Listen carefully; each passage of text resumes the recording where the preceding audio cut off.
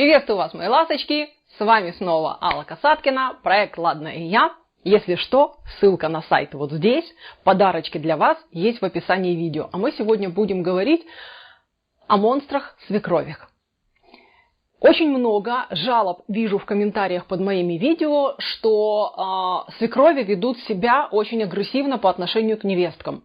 Нападают, оскорбляют, иногда доходит даже до того, что свекрови позволяют себе почему-то распускать руки, воспитывая невестку и приводя типа ее в чувство. Мои хорошие невестки, это видео для вас. Что вам делать, как защитить себя и вообще как поступать правильно и как поступать неправильно. Я понимаю, что все вы, приходя в семью мужа, очень хотите быть примерными женами своим мужьям и хотите, чтобы вас семья мужа приняла как родную. Но это ваше желание, а на самом деле может быть все по-другому.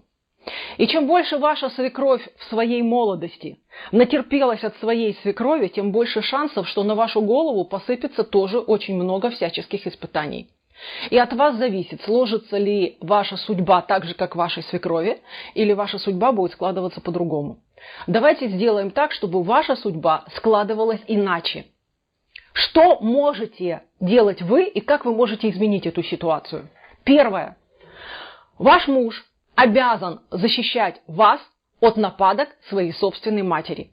И несмотря на то, что вы пришли в семью к своему мужу, и там есть главная женщина, ваш муж отделился от своей семьи, создав свою собственную. И в этой семье главные вы и он.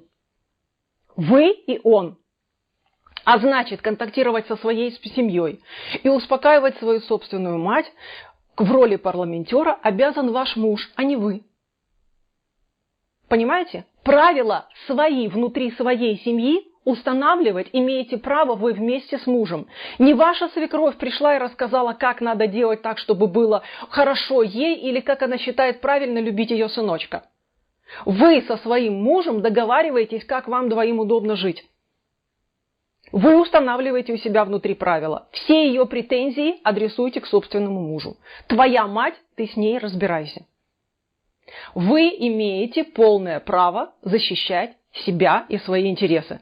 Ну и самый важный козырь. Очень часто я вижу в комментариях, вчера прям прочитала и меня зацепило до глубины души. Девушка или женщина пишет от отчаяния, что как же так, моя свекровь столько негатива, столько злости, столько обмана сыпет на голову моему собственному мужу, рассказывая ему, что я плохая жена, что я не так все делаю. Она иногда оскорбляет меня и даже распускает руки, но я не знаю, где мне набраться сил для того, чтобы потом, когда эта женщина будет старая, немощная, смотреть за ней и обхаживать ее. Мои хорошие, если ваш муж не защищает вас от своей собственной матери, и если его мать позволяет в ваш адрес много-много гадостей, наберитесь смелости и объясните им, что у вас есть право не ухаживать ни за ним, ни за ней, когда они вдруг заболеют и станут немощными. Вы имеете на это полное право. И я думаю, они не дураки, потому что они должны будут тогда задуматься. Если они хотят там в будущем, когда с ними может быть случиться что-то не такое, как они сейчас полны сил, вы будете выбирать, протянуть им руку помощи или нет, или отказаться. Иногда это очень здорово приводит в чувство. И для себя запомните, если вы сказали один раз, что вы не будете идти на поводу у свекрови, и вы не будете за ней ухаживать, если вдруг она будет там болеть реально или прикидываться больной, ваш муж должен знать четко, с первой минуты, с любого там, я не знаю, имитации даже сердечного приступа или повышенного давления у свекрови, за ней ходит он. Ей плохо, в больницу ходит он.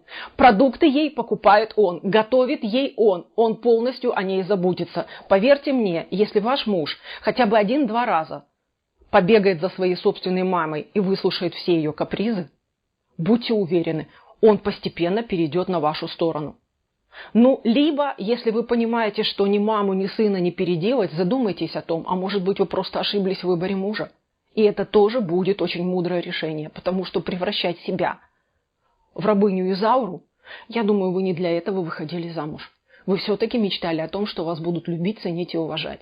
Помните, ваши интересы зависят от вас, от вашего выбора. Если вы выбираете отстаивать свои интересы, если вы выбираете, что вам важно, чтобы вас уважали и ценили, чтобы вас признавали, это будут делать. Но если вы готовы смириться и положить голову на плаху, по вам будут топтаться. Никто не будет терпилу уважать и ценить. Простите, говорю как есть. И может быть кому-то мои слова покажутся циничными. Предлагаю высказаться в комментариях тем, кто давно уже терпел, у кого лопнуло терпение и кто набрался смелости жить иначе. А я от всей души желаю вам счастья, желаю вам мудрости и желаю вам всегда помнить, заботиться о своих собственных интересах очень важно. И это самое важное, что может сделать для себя женщина. Счастья и любви вам. С вами была Алла Касаткина. Пока-пока. До встречи в следующих видео.